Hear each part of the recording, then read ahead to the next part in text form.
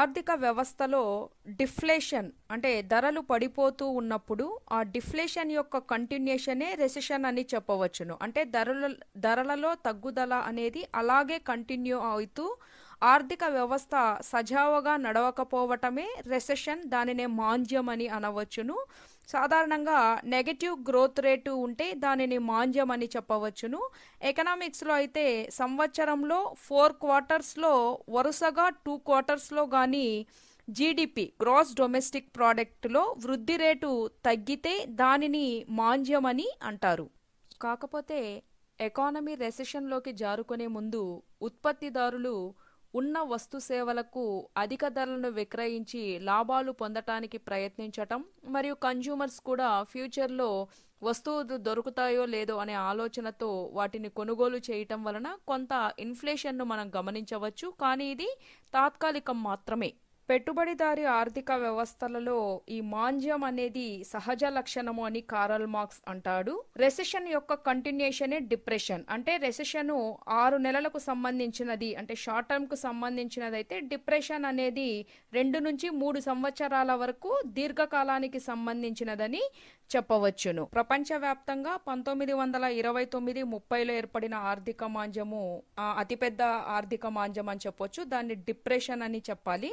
అదేవిధంగా రీసెంట్గా 2001-2008లో వచ్చినటువంటి ఆర్థిక మాంద్యాలు మరియు గ్రీక్లో వచ్చినటువంటి రెసెషన్ కానీ వీటికి ఎగ్జాంపుల్గా మనం చెప్పొచ్చు. ఈ మాంద్య కాలంలో ఒకటి జీడిపి తగ్గుతుంది, ప్రొడక్షన్ అనేది తగ్గిపోతుంది. ఆ విధంగా ఉపాధి అవకాశాలు తగ్గి ప్రజల యొక్క ఆదాయము అనేవి తగ్గిపోతాయి. ప్రజల కొనుగోలు శక్తి తగ్గి వస్తు సేవలకు డిమాండ్ తగ్గుతుంది. ఒకవేళ కొనాలనే కోరిక ఉన్నా కూడా ప్రజలు కొనలేనటువంటి పరిస్థితిలో ఉండిపోతారు. సో వస్తు సేవలకు డిమాండ్ లేకపోవడం వలన తిరిగి ఉత్పత్తిదారులు పెట్టుబడి పెట్టడానికి ముందుకు రారు. కాబట్టి మళ్ళా ఎంప్లాయ్మెంట్ తగ్గటం, ఇన్కమ్ తగ్గటం, డిమాండ్ తగ్గటము అనేది జరుగుతుంది. ఈ విధంగా ధరలు తగ్గిపోయి ఆర్థిక వ్యవస్థ మాంద్యంలోనికి కూరుకుపోతుంది. అంటే ఆర్థిక మాంద్యమును ఒక విషవలయము అని చెప్పవచ్చు. ఆర్థిక వ్యవస్థలో కార్యకలాపాలన్నీ మంచిగా నడిస్తే దానిని వర్చువల్ సర్కిల్ అని అంటారు. ఒకవేళ అలా జరగకుండా ఒడుదుడుకులు గాని ఉంటే దానిని విషవలయంలో ఆర్థిక వ్యవస్థ ఉంది అని చెప్పవచ్చు. ఇక్కడ నేను 2 రంగాలను తీసుకుంటున్నాను, గృహ రంగము, వ్యాపార రంగము. గృహ రంగంలో ఉన్న ఉత్పత్తి కారకాలైన భూమి, శ్రమ, మూలధనం, వ్యవస్థాపనను వ్యాపార రంగం వారు ఉపయోగించుకొని ఉత్పత్తి ప్రక్రియలో వాటిని వినియోగించుకోవటం జరుగుతుంది. దానికి ప్రతిఫలంగా గృహ రంగం వారికి ప్రతిఫలాలను చెల్లించటం జరుగుతుంది. భూమికి బాటకం, శ్రమకు వేతనం, మూలధనానికి వడ్డీ మరియు వ్యవస్థాపకునికి లాభము వస్తుంది. వ్యాపార రంగంలో తయారైనటువంటి వస్తు సేవలను గృహరంగం వారు కొనుగోలు చేయటం ద్వారా గృహరంగం యొక్క ఆదాయము వ్యాపార రంగానికి వెళ్తుంది. వ్యాపార రంగము మళ్ళీ గృహరంగంలో ఉన్నటువంటి ఈ ఉత్పత్తి కారకాలను ఉపయోగించి మళ్ళా వస్తువులను ఉత్పత్తి చేస్తుంది. అవి గృహరంగం వారు కొంటారు. గృహరంగం ఆదాయం మళ్ళా వ్యాపార రంగానికి చేరుతుంది. ఈ విధంగా ఆర్థిక కార్యకలాపాలు అనేవి ఒక సర్కిల్ మాదిరి తిరుగుతూ ఉంటాయి. ఆ కార్యకలాపాలు సక్రమంగా జరుగుతున్నంతసేపు ఏ సమస్య ఉండదు. కానీ వీటిలో ఎక్కడైనా సమస్య కానీ ఉద్భవించింది అంటే అక్కడ దానిని సరిచేయవలసినటువంటి అవసరం ఉంటుంది. లేదంటే ఆర్థిక వ్యవస్థ మాంద్యంలోనికి జారుకునే పరిస్థితి ఉంది. ఆ సమస్య ఎక్కడ అనేది కరెక్ట్గా కనుక్కోవడం అనేది చాలా అవసరము. ఆర్థిక మాంద్యానికి ప్రధాన కారణము సప్లై గ్రేటర్ దాన్ డిమాండ్ ఉండడం. అంటే సప్లై అనేది డిమాండ్ కంటే ఎక్కువ ఉండడం. ఈ వ్యాపార రంగం వారు లేదా పెట్టుబడిదారులు అధిక లాభాల ఆశతో ఎక్కువ ఉత్పత్తిని కానీ చేపడితే ఆ మేరకు అక్కడ డిమాండ్ లేకపోతే ధరలు పడిపోయే ప్రమాదం ఉన్నది. డిమాండ్ లేకపోతే ఇన్వెస్టర్స్ తిరిగి ఉత్పత్తి చేపట్టలేరు. సో ఉన్న వస్తువులను అమ్ముకుంటే చాలు అనే అభిప్రాయంలో వాళ్ళు ఉండిపోతారు. దీనితో ఉత్పత్తి ఆగిపోయి అంతవరకు అక్కడ ఉపాధిని పొందిన వారు ఉపాధిని కోల్పోతారు. ఉపాధి పోవడంతో వేతనాలు లేక ఆదాయం అనేది తగ్గుతుంది.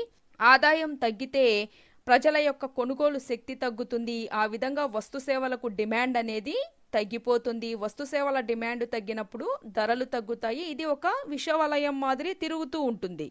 ఆర్థిక మాంద్యం ఏర్పడడానికి మరొక కారణము నేచురల్ డిజాస్టర్స్, అంటే ప్రకృతి వైపరీత్యాలు. ఈ ప్రకృతి వైపరీత్యాలు అంటే భూకంపాలు కానీ, లేదంటే యుద్ధాలు సంభవించినప్పుడు, లేదా ఈ కరోనా లాంటి మహమ్మారి విజృంభించినప్పుడు, ఇలాంటి సమయంలో ఏమవుతుంది అంటే ప్రొడక్షన్ అనేది తగ్గిపోతుంది. ప్రొడక్షన్ తగ్గినప్పుడు ఉత్పత్తిదారులు ఉన్నటువంటి ఎంప్లాయీస్ను తీసివేయటం జరుగుతుంది. ఆ విధంగా ఉపాధిని కోల్పోయి ప్రజల యొక్క ఆదాయం తగ్గుతుంది. ఆదాయం తగ్గినప్పుడు డిఫాల్ట్గా వారు కొనుగోలు చేయలేరు ఎలాంటి వస్తు సేవలను, డిమాండ్ తగ్గుతుంది. ఆ విధంగా ధరలు తగ్గే ప్రమాదం ఉన్నది.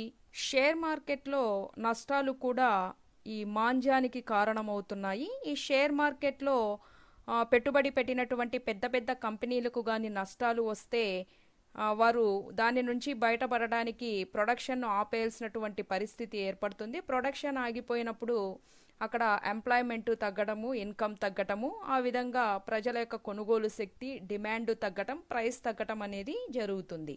ఆర్థిక వ్యవస్థలో ధరలు పడిపోవడానికి గల మరొక కారణము ప్రజల యొక్క సైకాలజీ. అంటే ప్రజలు ఏమనుకుంటారంటే ఈ మాంద్యం కానీ ఇలాగే కంటిన్యూ అవుతుంది, రాబోయే కాలంలో మనీకి ఇంకా కష్టం అవుతుంది అని కానీ ప్రజలు భావిస్తే, ప్రస్తుతం వారి దగ్గర ఉన్నటువంటి మనీని కానీ లేకపోతే ఇన్కమ్ను కానీ వారు సేవ్ చేయడానికి ప్రయత్నం కానీ చేస్తే ఇప్పుడు ఉన్నటువంటి కన్జంప్షన్ కూడా, అంటే ప్రజల కొనుగోలు శక్తి కూడా పడిపోయి అక్కడ వస్తు సేవలకు డిమాండ్ లేక ధరలు తగ్గే ప్రమాదం ఉన్నది. ఆర్థిక మాంద్యం నుండి ఆర్థిక వ్యవస్థను బయటపడివేయాలి అంటే ముందుగా ఎకానమీలో మనీ సర్క్యులేషన్, ద్రవ్య సరఫరాను పెంచవలసి ఉంటుంది. దీనికి చాలా మంది కరెన్సీ ప్రింటింగ్ను ఒక మార్గంగా చూపిస్తున్నారు. కాకపోతే ఈ కరెన్సీ ప్రింటింగ్ అనేది ఉత్పత్తి విలువను బట్టి జరగాలి. ఊరికే కరెన్సీని ముద్రిస్తే అది మరొక సమస్యను, ఇన్ఫ్లేషన్ సమస్యను తెచ్చిపెట్టే ప్రమాదం ఉన్నది. కాబట్టి కరెన్సీ ముద్రణ అనేది ఉత్పత్తి విలువను బట్టి జరిగితే అప్పుడు అది ఆర్థిక మాంద్యాన్ని కొంతవరకు నివారించే మార్గం అవుతుంది. అదేవిధంగా మనీ సప్లైను పెంచడానికి గాను గవర్నమెంట్ స్పెండింగ్ అనేది పెరగాలి. అది కూడా ప్రభుత్వము ఇన్ఫ్రాస్ట్రక్చర్ ప్రాజెక్టులపై ఖర్చు చేయాలి. వీటి ద్వారా ప్రజలకు ఉపాధి లభించి వారికి వేతనాల రూపంలో ఆదాయం వస్తుంది. కావున వస్తు సేవలకు డిమాండ్ అనేది పెరుగుతుంది. అదేవిధంగా ప్రభుత్వము ట్యాక్స్లను తగ్గించడం ద్వారా కూడా మాంద్యాన్ని నివారించవచ్చును. ట్యాక్స్లను తగ్గించినప్పుడు ప్రజల ఆదాయంలో మిగులు అనేది ఏర్పడుతుంది. మిగులు రూపంలో వాళ్ళ ఆదాయం పెరుగుతుంది. కావున వారి కొనుగోలు శక్తి పెరిగి వస్తు సేవలకు డిమాండ్ అనేది ఏర్పడుతుంది. అదేవిధంగా క్రెడిట్ క్రియేషన్ అనేది కూడా ఒక మార్గం అని చెప్పవచ్చును. బ్యాంకులు తక్కువ వడ్డీకి పెట్టుబడిదారులకు రుణాలు ఇవ్వటం ద్వారా వారు మరింతగా ప్రొడక్షన్ను చేసి ఎంప్లాయ్మెంట్ను కల్పించటానికి, ఆ విధంగా ప్రజల ఆదాయం పెరిగి డిమాండ్ను పెంచటానికి ఒక అవకాశం ఉన్నది. అదేవిధంగా బ్యాంకులు ప్రజలకు కూడా తక్కువ వడ్డీకి రుణాలను కానీ మంజూరు చేస్తే ఆ రీతిగా వారి యొక్క కన్జంప్షన్ను పెంచడానికి, ధరలు సాధారణ స్థితికి పెరగడానికి అవకాశం ఉంటుంది. ఈ విధంగా ఈ చర్యలను చేపట్టడం ద్వారా ఆర్థిక వ్యవస్థలో రెసెషన్ను తగ్గించటమే కాకుండా ఆర్థిక వ్యవస్థ డిప్రెషన్ బారిన పడకుండా కూడా మనము చేయగలగవచ్చు.